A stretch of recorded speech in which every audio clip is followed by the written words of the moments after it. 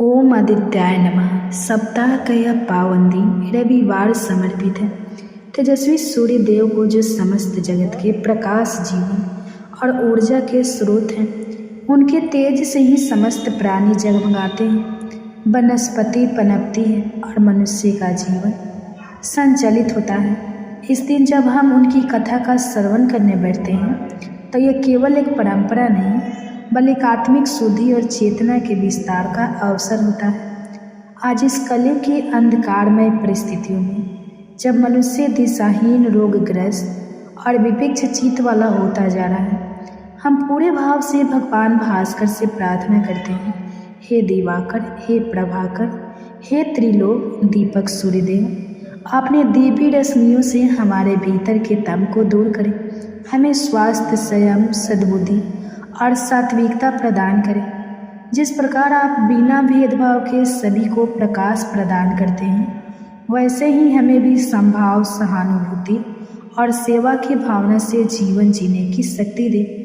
हे आदित्य, हे आदिदेव, जाने अनजाने में हमसे जो भी त्रुटियां हुई, चाहे वाणी से, विचार से या कर्म से, उन सभी के लिए हम आपके चरणों में क्षमा याचना करते हैं। अपने अज्ञान, आलस्य, लोभ, ईर्ष्या और विकारों के अंधकार में डूबे हम सब आपकी शरण में हैं। कृपया हमें आलोकित करें और इस जीवन को धर्ममय, सात्विक और उपयोगी बनाएं। अब इसी भावना के साथ हम आरंभ करते हैं रविवार की पवित्र कथा।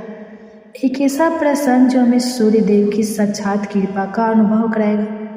कथा के साथ साथ आप भगवान का ध्यान भी करेंगे। तो चलिए शुरू करते हैं कथा। प्राचीन कथा के अनुसार एक बार एक नगर में एक वृद्धा रहा करती थी। वह रविवार को नियम से घर आंगन को गोबर से लीपकर फिर भोजन तैयार करती और फिर सूर्य देव को भोग लगाने के बाद ही खुद भोजन किया करती। ऐसा व्रत करने से उनका घर धन धान्य से भरा रहता था। हरि की कृपा से घर में किसी प्रकार का कोई भी दुख नहीं होता था। घर में सब कुछ आनंद मंगल था। इसी तरह कुछ दिन बीत जाने पर वह पड़ोसन, जिसकी गाय का गोबर वह वृद्धा लाया करती थी, वह विचार करने लगी कि यह बूढ़ी माई हमेशा मेरी गाय का गोबर ले जाती है। यह सोचकर एक दिन उसने अपनी गाय को घर के अंदर बांध दिया। फिर तो वह हर दिन ही अपनी गाय को घर के भीतर बांधना शुरू करने लगी। इधर गोबर ना मिलने पर बूढ़ी माई रविवार के दिन अपने घर को लीप नहीं पाई, इसलिए ना उन्होंने भोजन बनाया, ना भगवान को भोग लगाया और ना ही खुद भोजन किया।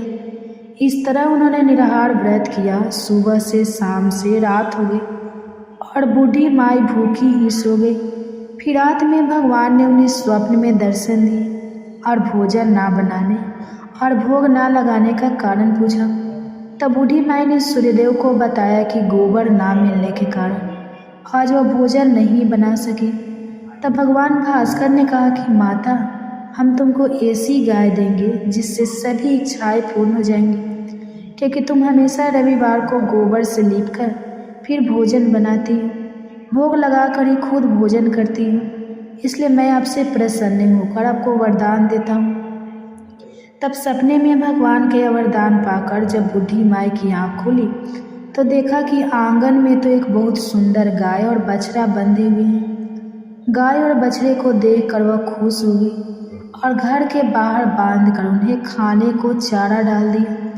इधर जब पड़ोसन ने बूढ़ी माई के घर के बाहर बहुत सुंदर गाय और बछड़े को देखा तो ईर्ष्या से प्रेरित होकर उसका हृदय जल उठा। और जब उसने देखा कि गाय ने तो सोने का गोबर दिया है, वह गाय का सोने का गोबर उठाकर ले गई और अपनी गाय के साधारण गोबर को उसकी जगह रख दिया।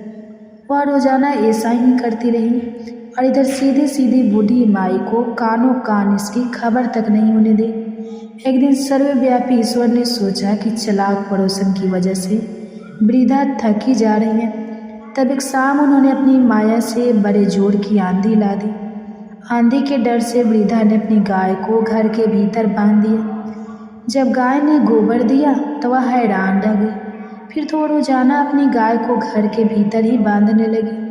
उधर पड़ोसन ने देखा कि गौ घर के अंदर बंधने लगी और वह सोने का गोबर उठाने में कामयाब नहीं हो पा रही थी। तो कुछ उपाय ना देखकर एक दिन पड़ोसन ने राजा के महल में जाकर सारी बात बता दी। पड़ोसन ने राजा से कहा, महाराज, मेरे पड़ोस में एक वृद्धा के पास ऐसी गाय है जो आप जैसे राजाओं को ही योग्य है, और वह गाय रोजाना सोने का गोबर देती है। आप सोने से प्रजा का पालन कीजिए। वृद्धा वाला उस सोने का क्या करेगी? राजा ने यह बात सुनी तो सुनकर अपने दूतों को वृद्धा के घर जाकर गाय लाने की आज्ञा दी। वृद्धा सुबह सुबह ईश्वर को भोग लगाकर भोजन ग्रहण करने ही जा रही थी, तभी राजा के सेवक गाय खोलकर ले गए। यह देखकर वह बहुत रोई चिल्लाई, लेकिन कर्मचारियों ने एक ना सुनी। उस दिन फिर वृद्धा गाय के वियोग में भोजन ना कर पाई और रात भर रो रोकर भगवान से गाय को पुनः पाने की प्रार्थना करती रही। वहीं दूसरी ओर राजा गाय को देखकर बहुत प्रसन्न हुआ और सुबह जैसे ही वो उठा तो सारा महल गोबर से भरा दिखाई दिया। राजा यह देखकर घबरा गया। भगवान ने रात में राजा को स्वप्न में कहा, हे राजा, गाय वृद्ध को लौटा देने में ही तुम्हारी भलाई है।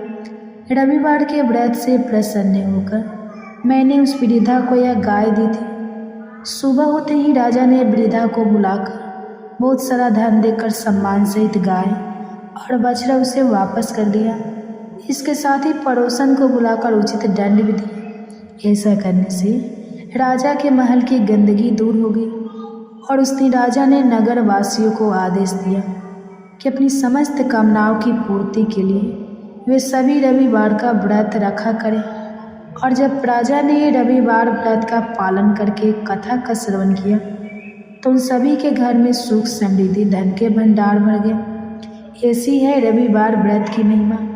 बोलिए सूर्य नारायण भगवान की जय। श्री शिवाय नमस्तुभ्यम। ओम नमः शिवाय। हर हर महादेव।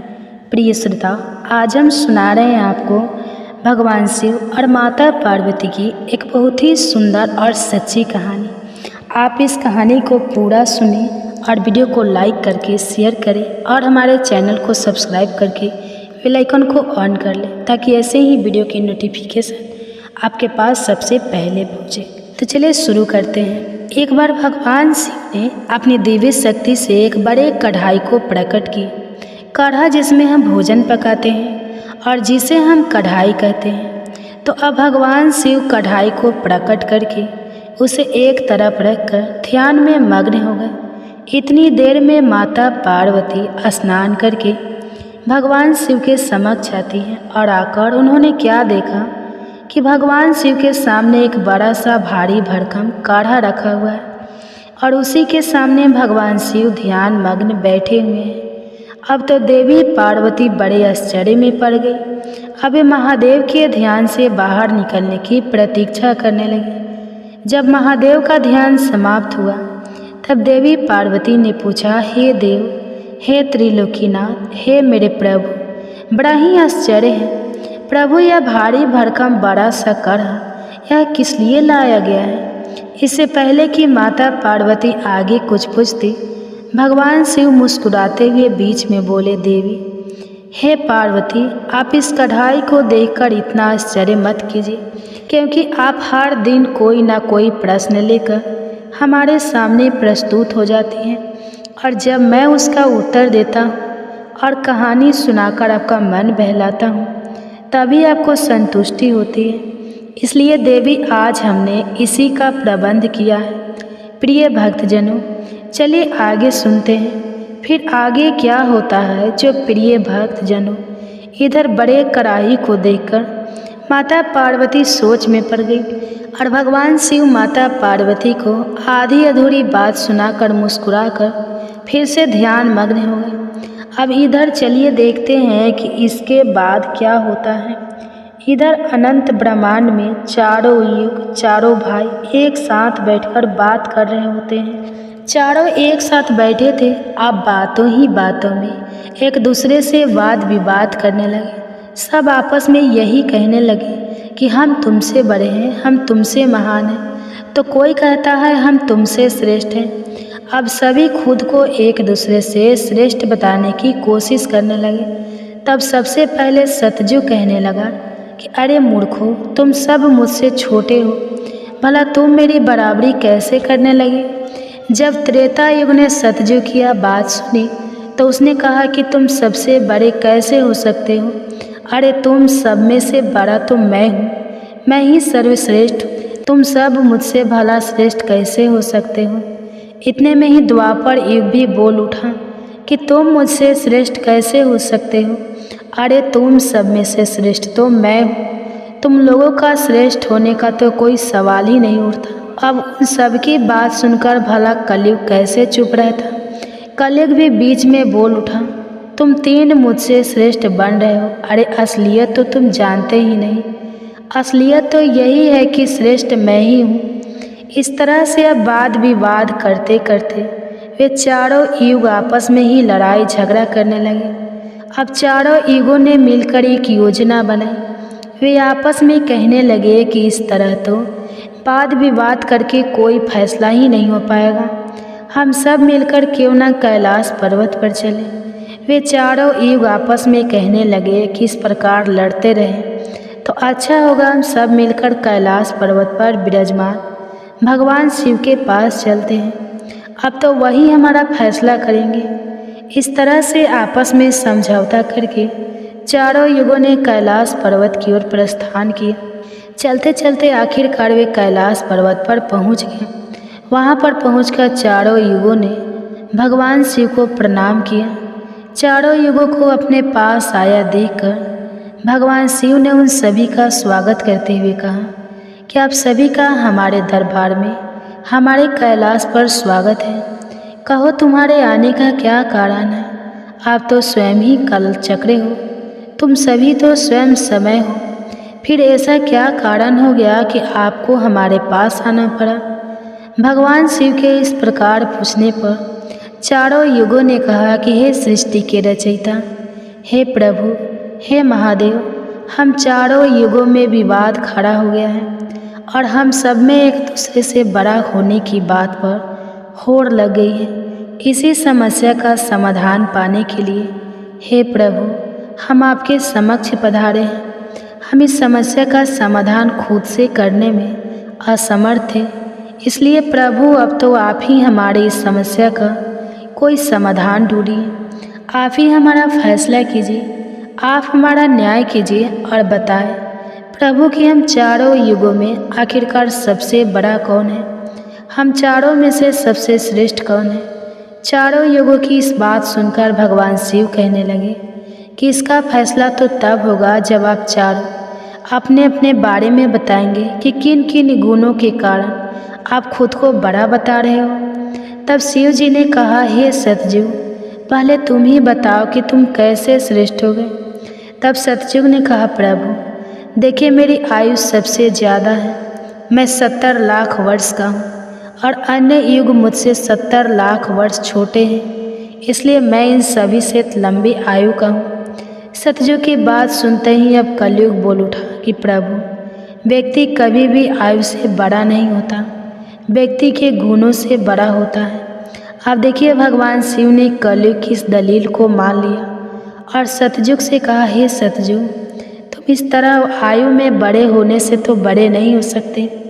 भगवान शिव की यह बात सुनकर सतयुग ने कहा, प्रभु मेरे युग में जो भी व्यक्ति हुए हैं वह तो बड़े ही बलवान हुए हैं, बहुत ही पराक्रमी थे, वह पृथ्वी तक को उठा ले जाए, ऐसे पराक्रमी और बलराम बलवान थे। और जब मेरा राज्य था तब उसमें भगवान श्री हरि विष्णु ने भी कई अवतार धारण किए थे। वराह अवतार भी मेरे ही काल में हुआ था, नरसिंह अवतार भी मेरे ही युग में हुआ था, यहाँ तक कि प्रभु मत्स्य अवतार भी तो मेरे ही युग में हुआ था। सतयुग को अपने बारे में इस तरह बढ़ाई करते देखकर त्रेता युग बोल उठा, नहीं नहीं, प्रभु श्री हरि विष्णु के अवतार लेने से सतयुग बड़ा भरा कैसे हो सकता है। प्रभु मर्यादा पुरुषोत्तम भगवान श्री रामचंद्र जी का अवतार तो मेरे ही युग में हुआ था। उन्होंने संसार को मर्यादा और धर्म पालन सिखाया। रावण जैसे महापंडित और कुंभकर्ण जैसे महान बलवान भी तो मेरे ही शासन काल में हुए थे। प्रभु इस तरह सतयुग मुझसे बड़ा नहीं हो सकता, फिर इन सब में से तो बड़ा मैं ही हुआ। बस फिर क्या था, जब यह बातें द्वापर ने सुनी तो द्वापर युग महादेव से बोल उठा, हे महादेव, हे प्रभु, यह दोनों बड़े बन रहे हैं, किंतु यह दोनों बड़े कैसे हो सकते हैं? आप देखिए ना प्रभु, आप तो जानते ही हैं, जब मेरा शासन काल आया तो मेरे ही तो शासन काल में भगवान श्री कृष्ण ने अवतार लिया था और जो 16 कलाओं से संपन्न थे, परिपूर्ण थे, पर ब्रह्मा थे, उन्होंने ऐसा विराट रूप दिखाया जो कभी स्वयं भगवान विष्णु ने भी नहीं दिखाया था। इसलिए हे प्रभु, हे भोलेनाथ, यह दोनों योद्धाओं की बात करते हैं तो मेरे शासन काल में भी बड़े बड़े योद्धा द्रोणाचार्य, कर्ण, भीष्म, पितामह, युधिष्ठिर, अर्जुन, भीम, नकुल, सहदेव, कंस आदि ये भी तो मेरे ही शासन काल में हुए थे प्रभु। यहाँ तक कि बलराम जी भी मेरे ही शासन काल में तो हुए थे। अब बताइए प्रभु, मेरे शासन काल में कौन सा योद्धा भला इन योद्धाओं से कम था? इन सबसे तो श्रेष्ठ मैं ही हूँ। तब तक कलियुग भी बोल उठा कि प्रभु, मैं इनकी बातें सही मानता हूँ, लेकिन इन तीनों के शासन काल में जो भी योद्धा हुए थे, जो भी अवतार हुए थे, उनमें कई काम चोरियाँ पाई गई थी, और जिनके शासन काल में काम चोरी वाले मनुष्य होते हैं, वे भला श्रेष्ठ कैसे हो सकते हैं? कलियुग कहने लगा, नहीं भगवान, मेरा शासन काल सबसे अच्छा है, क्योंकि मेरा शासन काल तो अच्छी अच्छी और नई नई तकनीकों से परिपूर्ण है। मेरा युग मशीनों का युग है, इसलिए मेरा शासन काल सबसे श्रेष्ठ है। अब भगवान शिव उन चारों युगों की बात को, उनके वाद विवाद को सुनकर मन ही मन विचार करने लगे कि किस प्रकार से इन सब की बातों का फैसला किया जाए और किस युग को श्रेष्ठ साबित किया जाए। वहीं पास में ही जगत जननी माता पार्वती भी भगवान शिव के साथ विराजमान थे, जो कि इन सभी युगों के वार्तालाप को बड़े ही ध्यानपूर्वक सुन रही थी। तभी माता पार्वती महादेव से कहने लगी, हे प्रभु, आप मन ही मन किस बात का विचार कर रहे हैं? अगर आपने इनका फैसला नहीं किया तो यह चारों भाई तो फिर आपस में ही कट मर जाएंगे, आपस में इस तरह की झगड़ा करते रहेंगे प्रभु। इसलिए आपको इनका फैसला तो तुरंत ही करना होगा। अगर इन्होंने ऐसा किया तो सृष्टि का तो काल चक्र ही रुक जाएगा, समय का प्रभाव ही रुक जाएगा। इसलिए हे भोलेनाथ, अब आप ही कुछ कीजिए। माता पार्वती के इस आग्रह को सुनकर महादेव कहने लगे, हे देवी, ठीक है, मैं समस्त युगों की बात मानता हूँ और मैं ही इन चारों युगों की बात का फैसला करूँगा। इसके बाद भगवान शिव ने चारों युगों से कहा, चलो ठीक है, अब मैं तुम चारों की परीक्षा लूँगा। जो इस परीक्षा में सफल हुआ वही श्रेष्ठ साबित हुआ। सतयुग बोल उठा, हे भगवान, आप जो चाहे हमारी परीक्षा ले सकते हैं, लेकिन सत्य तो यही है प्रभु कि सबसे बड़ा तो मैं ही रहूँगा। भगवान शिव की बात मानकर आखिरकार चारों युग परीक्षा देने के लिए तैयार हो गए। तब भगवान शिव ने माता पार्वती की तरफ मुस्कुराते हुए देखा और फिर कहा, हे देवी, आप आश्चर्यचकित थी ना कि मैंने अपने सामने यह कढ़ा किस लिए रखा है? तो अब इस कढ़ाई का समय आ गया है। आपने मुझसे प्रश्न किया था कि यह कढ़ाई मैंने किस लिए रखा है और यह फरसा किस उद्देश्य के लिए है। तब क्या था, भगवान शिव ने देखते ही देखते लोहे के फरसे को कैलाश पर्वत के नीचे एक तलहटी में रख दिया और फिर उस कढ़ाई परसे के पास में ही चावल का एक ढेर भी लगा दिया। फिर भगवान शिव ने चारों युगों को बुलाया और कहा कि तुम चारों ही देख रहे हो ना, इसी से तुम चारों की अभी परीक्षा हो जाएगी। फिर भगवान शिव ने सतयुग से कहा, हे सतयुग, तुम मेरे 500 गणों को जो यहाँ बैठे हुए हैं भोजन बनाकर खिलाना है और इस परसे में रखे हुए चावल को बनाना है और इन चावलों को तुम्हारे ही युग का कोई व्यक्ति बनाएगा और मेरे यहाँ पर जितने भी गण हैं वह सब भोजन करेंगे। इसके बाद भगवान शिव ने आगे कहा, सतयुग, अब तुम्हारे ही युग का कोई व्यक्ति बनाओ और उसे यहाँ भोजन बनाने के लिए भेज दो।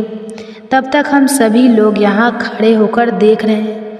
भगवान शिव की बात जब सतयुग ने सुनी तो उसने ही बड़ा बलवान योद्धा बनाया। फिर सतयुग ने उस योद्धा से कहा कि जाओ बेटा, इस कढ़ाई में चावल बनाओ और बनाकर भगवान शिव के इन सभी 500 गणों को भोजन करा। अपने स्वामी की बात सुनकर वह सतयुग का व्यक्ति वहां आकर के देखता है जो हजारों टन से भी ज़्यादा का कड़ा है। उसने वहां पर एक चूल्हा तैयार किया और उस चूल्हे पर उस कढ़ाई को रखकर लकड़ियों की व्यवस्था की। आग जलाई और उस कढ़ाई में पानी डाला, फिर चावल डाले और जब चावल बनकर तैयार हो गए तब उसने भगवान शिव के सभी गणों को एक पंक्तियाँ में बैठा दिया और उन सभी को उसने भोजन कराया। सभी गुणों को भोजन कराने के बाद वह बलवान योद्धा अपने स्वामी सतयुग के पास वापस आया और उसे प्रणाम किया तो सतयुग ने शाबाशी से उसकी पीठ थपथपाई और कहा कि आज तुमने मेरी लाज रख ली, अब तुम यहाँ से जा सकते हो। इसके बाद भगवान शिव ने त्रेता युग से कहा कि त्रेता, अब तुम अपने युग के कोई व्यक्ति को भेजो और यह जो कढ़ा रखा हुआ है इनमें चावल बनाकर मेरे सभी गणों को खिलाओ। त्रेता ने सुना तो कहने लगा कि ठीक है प्रभु, जैसी आपकी आज्ञा। अब त्रेता युग ने भी अपने समय के समान महान बलशाली कुंभकर्ण जैसे बलवान व्यक्ति को उत्पन्न किया और उससे कहा कि हे पुत्र, यह मेरे परीक्षा की घड़ी है, तुम्हें भगवान शिव के समस्त सभी समक्ष गणों को भोजन बनाकर खिलाना है। त्रेता युग के व्यक्ति ने उसे प्रणाम किया और उसके बाद वह वहाँ से तलहटी में चला गया। तलहटी में आकर उसने चूल्हा बनाया, लकड़ियों की व्यवस्था की, आग जलाई और एक हाथ से ही उस भारी भरकम कढ़ाई को उठाकर देखते ही देखते चूल्हे पर रख दिया। फिर उसमें पानी डालकर चावल डाले और जब चावल पक गए तब सभी गणों को बुलाकर उन्हें खाने के बाद भोजन कराया। इसके बाद वह वहाँ से तुरंत कैलाश पर्वत पर पहुँच गया जहाँ पर चारों युग विराजमान थे। इस प्रकार से त्रेता युग ने भी अपना कार्य पूर्ण किया। अब बारी आई द्वापर युग की। भगवान शिव ने द्वापर युग से कहा, हे द्वापर, अब मैं तुम्हारी परीक्षा लूँगा। जिस प्रकार से सतयुग और त्रेता युग ने परीक्षा दी है ठीक इसी प्रकार से तुम्हें भी यह परीक्षा देनी होगी। यह सुनकर द्वापर युग ने बलशाली भीम के समान एक व्यक्ति को उत्पन्न किया और उसे आदेश दिया कि हे पुत्र, यह मेरे परीक्षा की घड़ी है, तुम्हें मेरी लाज रखनी है। अब तुम जाओ और बड़े से कढ़ाई में चावल बनाकर भगवान शिव के सभी गणों को भोजन कराओ और मेरी लाज बचाओ। यह सुनकर द्वापर युग के व्यक्ति ने अपने स्वामी को प्रणाम किया और वहाँ से तलहटी में चल पड़ा। तलहटी में जाकर उसने सबसे पहले चूल्हा बनाया, फिर आग जलाने के लिए लकड़ियाँ ढूंढी, लकड़ियों को चूल्हे में डालकर जलाया और पूरी ताकत लगाकर उसने उस बड़े से कढ़ाई को उठाकर जैसे तैसे खींचकर उसे चूल्हे पर रख दिया। वह तो द्वापर युग का व्यक्ति था तो उसे थोड़ा ज़्यादा जोर लगाना पड़ा और बड़ी मुश्किल से वह कढ़ाई को उठा पाया। इस प्रकार से द्वापर युग के व्यक्ति ने भी चावल तैयार किए और भगवान के सभी गणों को भोजन कराकर वह फिर अपने स्वामी के पास वापस आया। उसके स्वामी द्वापर युग ने उसकी पीठ थपथपाई और उसे वहाँ से विदा किया। अब बारी आती है कलयुग की। तब भगवान शिव कहते हैं, हे कलयुग, अब तुम्हारी बारी है। तुम उस कढ़ाई का वजन देख रहे हो ना, उसका वजन कम नहीं होगा, उसका वजन उतना ही रहेगा, हजारों टन का। लेकिन अब तुम्हें परीक्षा देनी है। तुम तो मानने को तैयार ही नहीं थे कि तुम सबसे छोटे हो, लेकिन तुमने माना ही नहीं। तुम्हारे युग के आदमी की आयु भी मात्र 100 वर्ष की है। सतयुग की आयु 1 लाख वर्ष होती है, त्रेता युग में 10,000 होती है और द्वापर में 1,000 होती है। और हे कलयुग, तुम्हारे शासन में तो मात्र 100 वर्ष की आयु है। तुम्हारा आदमी भी छोटा होता है। जब भगवान शिव की यह बातें कलयुग ने सुनी तो कलयुग कहने लगा कि ठीक है प्रभु, मैं आपकी बात मानता हूँ, लेकिन आप मुझे पहले ही इस तरह से कहकर हताश मत कीजिए। प्रभु, आप तो एक न्यायकर्ता हैं, आपको सभी को बराबर मौका देना चाहिए। भगवान शिव कहने लगे, हे कलयुग, यह कढ़ाई देख रहे हो, हजारों टन का है। वहाँ चावल रखा है, हजारों किलो टन के हैं। और हे कलयुग, तुम्हारा व्यक्ति क्या यह काम कर पाएगा? कलयुग ने कहा, ठीक है प्रभु, अब आप मेरी करनी भी देखिए। कलयुग की बातें सुनकर तीनों युग उस पर हंसने लगे। भगवान शिव भी कलयुग की बातें सुनकर बड़े ही आश्चर्यचकित थे। अब कलयुग ने भगवान शिव से आज्ञा लेकर बड़े ही बुद्धिमान व्यक्ति को पैदा किया, जो बड़ा ही दिव्य व्यक्ति था। वह बहुत ही बुद्धिमान और सर्वगुण संपन्न था। इस तरह के गुणवान व्यक्ति को कलयुग ने पैदा किया और पैदा करने के बाद वह उस व्यक्ति से कहने लगा कि मेरे बेटे, अब तुम ही अपनी शक्ति दिखानी है। कठिन परीक्षा का समय है। यदि तुम इसमें सफल हो गए तो मैं चारों युगों में सबसे छोटा हो जाऊंगा। कलयुग की बात सुनकर वह व्यक्ति अपने महाराज से कहने लगा, हे महाराज, इस एक कढ़ाई की बात करते हैं, आप इसे हजारों कढ़ाई भी अगर मेरे सामने आ जाए तो वह भी मेरे सामने कुछ नहीं है। जब उस कलयुग के व्यक्ति की यह बातें तीनों युगों ने सुनी तो वे उस पर हंसने लगे। अब वे हंस कर आपस में कहने लगे कि आज एक छोटा सा आदमी जिसकी लंबाई मात्र 3 हाथ है, यह भला क्या कर लेगा, जबकि हम युगों की लंबाई तो बहुत अधिक है। प्रिय भक्तजनों, यह बात तो बिल्कुल सत्य है कि सतयुग के लोगों की लंबाई 21 हाथ और त्रेता युग के व्यक्ति की लंबाई 14 हाथ थी और द्वापर युग के व्यक्ति की लंबाई 7 हाथ थी और अब कलयुग के व्यक्ति की लंबाई तो मात्र 3 हाथ ही होती है। तीनों युग अब बड़ी जोर जोर से कलयुग पर हंस रहे थे। इधर कलयुग का आदेश पाकर वह कलयुगी व्यक्ति उस तलहटी में गया। तलहटी में आकर उसने देखा कि कढ़ाई का वजन तो सचमुच बहुत ही ज़्यादा है, इसे मैं आसानी से उठा नहीं पाऊंगी। तो उस व्यक्ति ने दिमाग लगाया और उस कढ़ाई के नीचे मिट्टी खोदना शुरू कर दिया। कढ़ाई तो उसने हिलाया तक नहीं, बल्कि उस कढ़ाई को बिना हिलाए डुलाए उसके नीचे एक भट्ठी तैयार कर दी। अब उसे लकड़ियाँ ढूंढने में भी ज़्यादा समय नहीं लगाना पड़ा, क्योंकि वहीं पर कुछ अधली लड़कियाँ पड़ी हुई थी।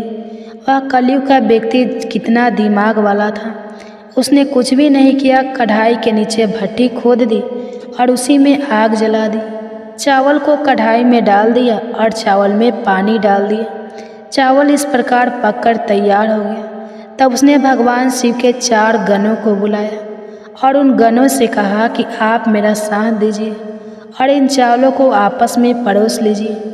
यह बात सुनते ही भगवान शिव के 4 हष्टपुष्ट गण चल देते हैं और देखते ही देखते कतार में बैठे सभी शिवगणों को उन 4 विशाल गणों ने चावल परोस दिए। इस प्रकार सभी गणों ने भोजन कर लिया। तब कलयुग के व्यक्ति ने उन 4 गणों से कहा कि अब आप सभी भोजन कर सकते हैं। तब कलयुग के उस व्यक्ति ने उन 4 गणों को भी भोजन कराया, फिर उस कढ़ाई को साफ किया और कढ़ाई को वहीं छोड़ दिया। इस तरह उसका काम भी पूरा हो गया। अब कलयुग का वह व्यक्ति भी अपने स्वामी के पास कैलाश पर्वत पर आ गया और कहने लगा कि हे प्रभु, मैंने आपका काम कर दिया है। कलयुग ने यह सुना तो बहुत खुश हुआ। तब उसने उस कलयुगी व्यक्ति की पीठ थपथपाई, फिर कहा कि हे पुत्र, तुमने बहुत अच्छा काम किया और इस परीक्षा की घड़ी में मेरा साथ दिया। ऐसा कहकर कलयुग ने उस व्यक्ति को वहाँ से विदा कर दिया। इसके बाद कलयुग ने हाथ जोड़कर भगवान शिव से कहा, हे भगवान, अब आप ही निर्णय कीजिए कि हम सब में से बड़ा कौन है। भगवान शिव कहने लगे कि मैंने तुम चारों युगों की बहुत अच्छे से परीक्षा ली। जब सतयुग की बारी आई तो उसने चूल्हा बनाया, उस पर कढ़ाई रखा, आग जलाई, चावल डाला, पानी डाला। फिर चावल पक गए तो उसने मेरे गणों को बिठाकर उसने स्वयं उन्हें भोजन परोसा, उन्हें खिलाया और अपना कार्य पूरा किया। जब त्रेता और द्वापर की बारी आई तो उन्होंने भी बिल्कुल ऐसा ही किया। अब बारी थी कलयुग की। शायद तुमने देखा नहीं कि मात्र 3 हाथ का व्यक्ति, जिसकी बुद्धि देख लीजिए, ये कढ़ाई कितनी भारी भरकम और बड़ी थी। उसकी बुद्धि देखो, उसने उस कढ़ाई में चावल बना दिए जिस कढ़ाई को वह हिला तक नहीं सकता था। और मेरे इतने गण थे, अगर वह व्यक्ति बाल्टियों से चावल परोसता तो शायद वो परेशान हो जाता। अब देखिए उसकी बुद्धि, उसने उतने में ही 4 गणों को अपनी सहायता के लिए बुलाया और उन 4 गणों को भोजन परोसा और स्वयं बैठा रहा। और ऊपर से उसने बिना हाथ लगाए उस कढ़ाई को भट्ठी पर भी रखा था। यह कितना बुद्धिमान व्यक्ति था और इसलिए यह युग भी बहुत बुद्धिमान हुआ। तब भगवान शिव ने उन चारों युगों से कहा कि कलयुग बुद्धिमान व्यक्ति का युग होगा। तुम सब जैसा शासन करते आए हो, चलो ठीक है, तुम सब की धर्म और निष्ठा भी रही है, सभी ने धर्म का अच्छे से पालन भी किया है, चलो ठीक है। लेकिन तुम्हारे युग के व्यक्तियों में बुद्धि का अभाव था, जिन्होंने कभी अपनी बुद्धि का उपयोग नहीं किया। अब देख लो, रावण और कुंभकर्ण जैसे असुर ने भगवान विष्णु के अवतार को ही नहीं पहचाना और अज्ञानता व शून्य से ही युद्ध कर बैठे, और कारण यह हुआ कि वे युद्ध में मारे गए। अगर उन्हें बिल्कुल भी अपनी बुद्धि का प्रयोग किया होता तो उनका इस प्रकार सर्वनाश नहीं होता। इसलिए हे चारों युगों, आने वाले कलयुग के राज्य में ऐसे ही बुद्धिमान व्यक्ति देखने को मिलेंगे। ऐसी ही तकनीक, ऐसी ही मशीनें बनाएंगे जिससे वे बैठे बैठे ही सारा काम कर सकते हैं, बैठे बैठे ही कोई भी काम कर सकते हैं। कलयुग में व्यक्ति एक ही दिन में भगवान को प्राप्त कर लेगा। इस प्रकार से भगवान शिव ने चारों युगों की समस्याओं का समाधान किया और कहा कि कलयुग की सबसे श्रेष्ठ युग है। यह सुनकर चारों युग अपने अपने धाम को संतुष्ट होकर लौट गए। माता पार्वती भी यह सब कुछ देख और सुनकर बड़ी प्रसन्न हुई। उनके मन में उठी जिज्ञासा भी शांत हो चुकी थी और उनका मन भी बहल चुका था। तो प्रिय भक्तजनों, आज की कथा अगर पसंद आई हो तो वीडियो को लाइक कीजिएगा, शेयर कीजिएगा, चैनल को सब्सक्राइब कीजिएगा और कमेंट्स में हर हर महादेव जरूर लिखिएगा। इसी के साथ आज आप हमारे चैनल पर शिव महापुराण की कथा भी जरूर सुनिएगा। तो प्रेम से बोलिए ओम नमः शिवाय।